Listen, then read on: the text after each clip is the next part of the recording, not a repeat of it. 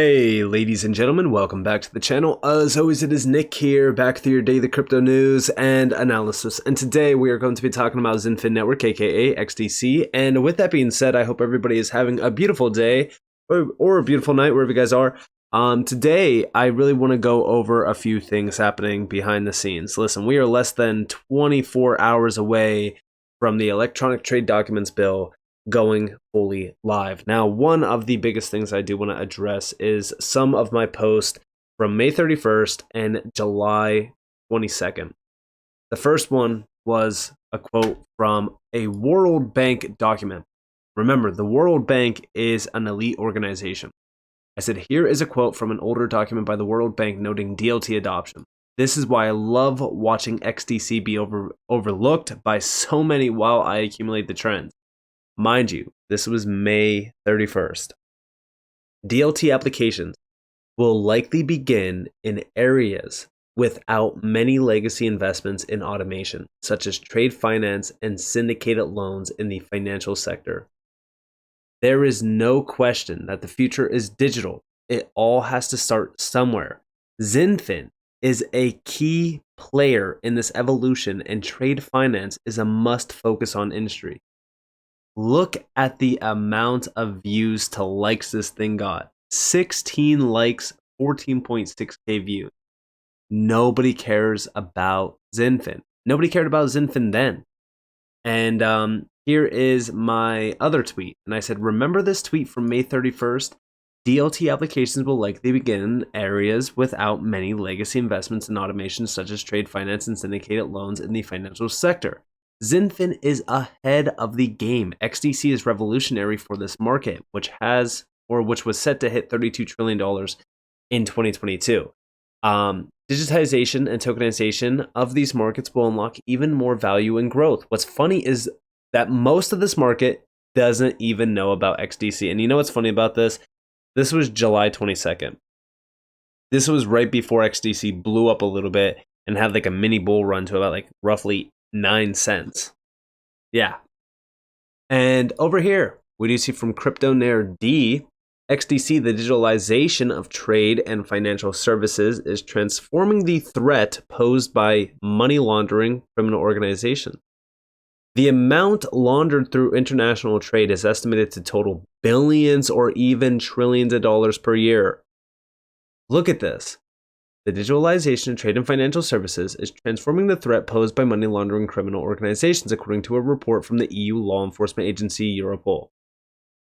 And it could be billions or even trillions of dollars. This is why we focus on a lot of these areas and we focus on a lot of these major efficiencies that are unlocked by this technology, because there is so much money out there that is being overlooked. And when you can solve those problems, when you could have efficiencies brought in that solves a lot of these issues, it's truly like you can't put a value on it. It's priceless, right? Like that's where we really kind of look at what is the value behind this space? What is going to be the value behind this space?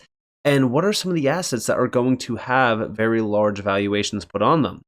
When I look at Xinfin, specifically XDC, I've told you guys, focus on the third generation technology in this space, because we know that Ethereum hit a $600 almost billion market cap during the 2021 run.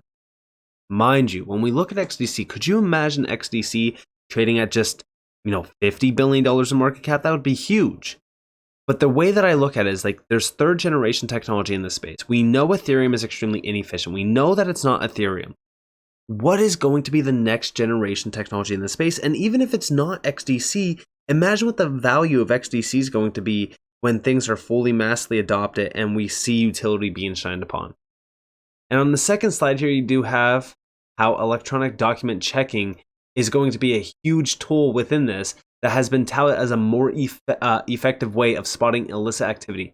This is why digitization is the biggest focus point.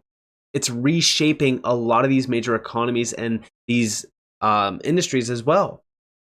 Like this is going to be a big area of interest, especially around trade and transport and things like that. And also over here, we do see the Electronic Trade Documents Act and digitalizing trade. And this is the partner and head of Sullivan's Trade and Export Finance Group. This is with the ICC UK. And let me zoom in real quick so that you guys can see this. So September 2023 sees the coming into effect of the Electronic Trade Documents Act, the UK's response to the MLETR.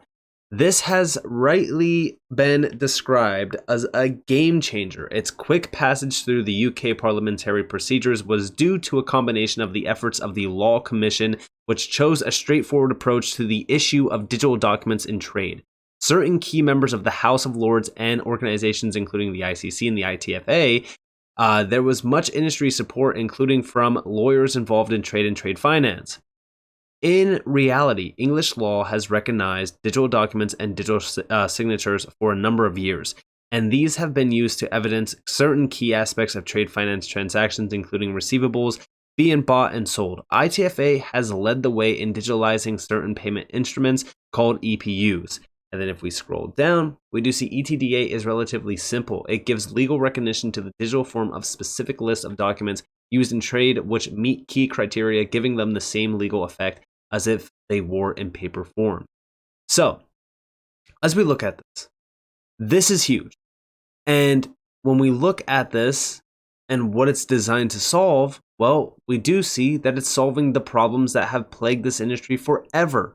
We do see, however, the development of this was held back in two key areas. The first was payment obligations evidenced by promissory notes and bills of exchange, which could not exist in digital form under the Bills of Exchange Act from 1882, as it was not possible to possess an intangible, like a promise in digital form. The second was title to goods on board ship using bills of lading and in warehouses using warehouse receipts, which also could not legally exist in digital form.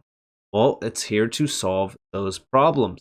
The purpose behind ETDA is relatively simple. It gives legal recognition to the digital form of a specific list of documents used in trade which meet key criteria, giving them the same legal effect as if they were in paper form. It is meeting the criteria that will be challenging. And again, like once we have this in place, it really is going to change a lot of things. And this fully got accelerated. Like this got accelerated so fast. And I do think that this is the beginning of major adoption of DLT and blockchain, because we know that Xinfin is a key player behind this. And like I've said in that first tweet, like it all really has to start somewhere. Where is it starting? And it looks like it is starting in trade finance. XDC, with more countries accepting electronic trade documents, I feel we should see the percentage moving to 2 digits by 2025. By 2030 and beyond, we are likely to see greater adoption with interoperability taking the digitized flows to higher percentages. And this is from the CEO at XDC Trade Network. He's answering a question, and as you guys do see at the bottom there, he's answering it. But as we look at things happening here, yes, I do think that major adoption of digitized efficiencies, processes, right, where we start to see automation and digitalization really kind of taking a hold of a lot of these industries and markets. I think that this is going to change things. And when I say change things, I do think that's going to accelerate the time to adoption. You know, as we look at the electronic trade documents bill, like, yeah, it happened pretty quickly, right? Like we were looking at that getting passed in mid-September. It got passed much faster than we ever thought imaginable. And I think that this is due to the fact that, like right now, a lot of these industries and a lot of these, sectors, they are underpinned by major inefficiencies. They are plagued by it. And when you start to adopt one process, say for so it's trade finance, right? Like with DLT, it's embracing DLT and the next generation technology. You see one industry do that and unlock efficiencies that you never thought were possible, and that's it. We start to see the fire spread. And when I mean fire, I mean like adoption, right? Like we're going to start to see adoption on mass scale within many areas of interest in terms of like cross-border payments. Outside of cross-border payments, you also have tokenization. I mean, anything that is plagued. Healthcare is also another big industry as well that we recently talked a little bit about. But also outside of that, we do see FCI welcomes new member in the United Kingdom, TradeTech. This was also a big thing, and we do see TradeTech's team delivers deep cross-disciplined knowledge together with client focus and understanding. Its digital platform enables it to be a true innovation partner to clients, significantly accelerating their pace of technology adoption while reducing complexity and cost. And by the way, TradeTech is a direct gateway to Xinfin and XDC. And we do see that they are actually accelerating their pace of technology adoption. This is what I've been focused on, like the domino effects, the gateways to this type of technology to accelerate it. That's what we're seeing here. And also over here, we do see overview of our members in the world. So FCI is a giant. When you look at the map here. They have a global reach and they are big players around a few sectors. We're going to talk about that here in a second. But I just want you guys to understand, like, we need to pay attention to some of these companies. And FCI is facilitating open account receivables finance. And they have a few solutions already. You could actually look through their solutions if you wanted to. But in terms of this name, so let's go to the about section of their name. So they are a global representative body for factoring and financing of open account domestic and international trade receivables. They were set up in 1968 as a nonprofit global association with today close to 400 member companies in more than 90 countries. They offer a unique network for cooperation in cross-border factoring. Member transactions represent nearly 60% of the world's international correspondent factoring volume. It is a non-exclusive organization open to any company with or which is providing factoring services or plans to set up factoring activities, but also to service providers to the industry. After 50 years of excellence, FCI opened 2 more business lines, reverse factoring and Islamic international factoring. And if we scroll down, we could see 6 pillars: network, legal, education, promotion, compliance, and influence. And of course, the 3 major areas of activities: connect, educate, and influence.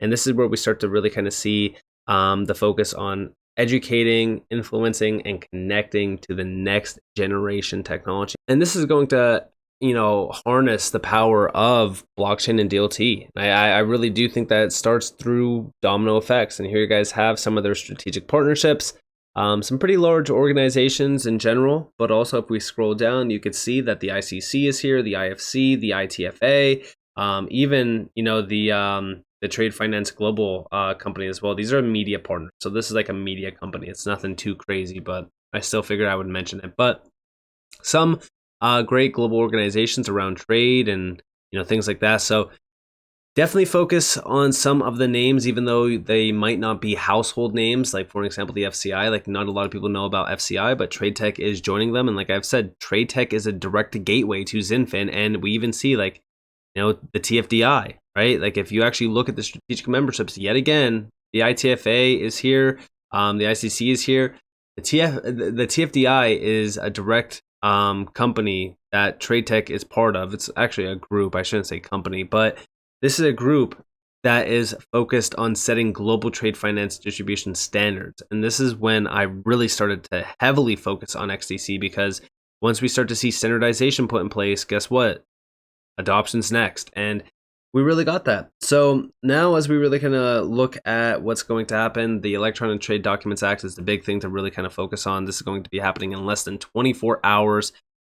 This is going to change a lot of things, like I've said, and it's going to accelerate the shift towards more digitized processes. And I think that it really kind of all starts with trade finance. So you need to focus heavily on this. If you're not focused on this, you should be, at least right now. Again, this is not a price driver, so don't expect it to be a major price driver or anything like that, but it is going to really kind of set things in place for the next level of adoption to really kind of happen. So with that being said, I hope that you guys enjoyed this video. If you guys did, definitely leave a like, subscribe, turn notifications on because more free content. You guys are more than welcome to follow me on Twitter and check the free Discord in the description below. And with that being said, guys, it's been Nick. Peace out.